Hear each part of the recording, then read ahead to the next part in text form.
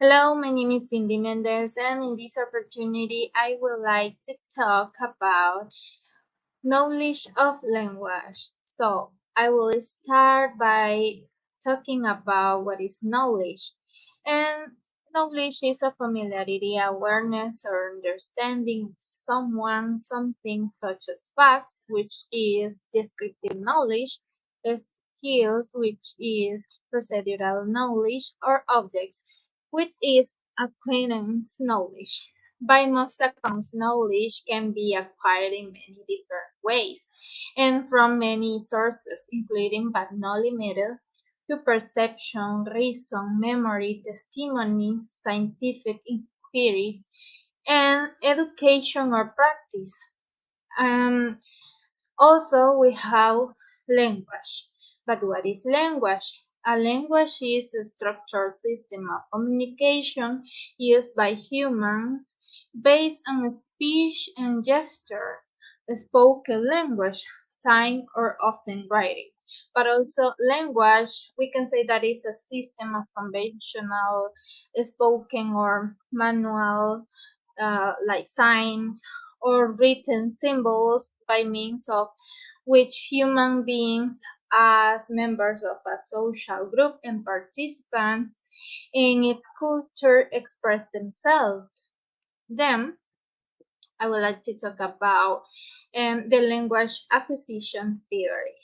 So infants as young as 12 months are reported to have sensitivity to the grammar needed to understand causative sentences.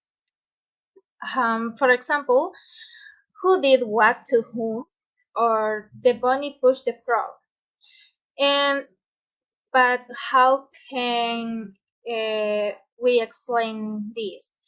Well, after more than 60 years of research to child language development, the mechanism that enables children to segment syllables and words out of the strings of sounds they hear and to acquire grammar to understand and procedure language is still quite an enigma. But Noam Chomsky believed that children come the world and those innate structures develop in the child in the same way as other biological functions. But how come?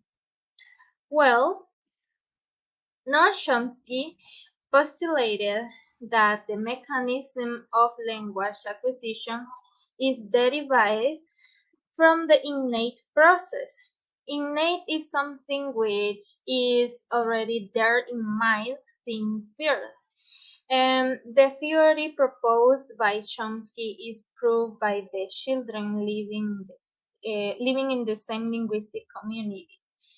Moreover, they are not influenced by the external experiences which bring about compatible grammar. He thus proposed this theory on language acquisition in 1977 as all children share the same internal constraints which characterize narrowly the grammar they are going to construct. He also proposed that all of us live in a biological world, and according to him, the mental world is no exception. He also believed that as there are stages of development for other parts of the body, well, language development can also be achieved up to a certain age. Um, so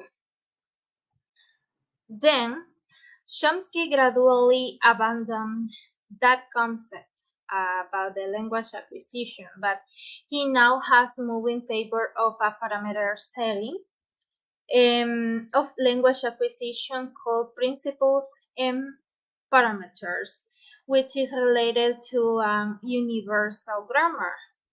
The claims grammar may vary from language to language, and children only need to know the parameters in principles of their nature of their their native language in order to use it. So Chomsky argued that children will never acquire the tools needed for processing an infinite number of sentences if the language acquisition mechanism was dependent on language input alone.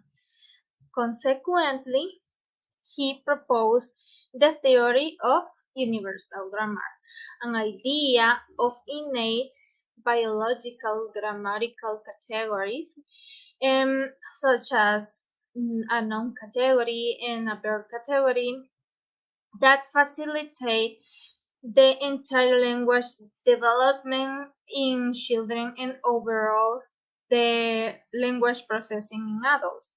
Well, universal grammar is considered to contain all the grammatical information needed to combine these categories, uh, as I mentioned, noun, verbs, adjectives, phrases, clauses, and the child's task is just to learn the words in his or her language. Well, this is all for now, and I would like to say thank you for watching this video.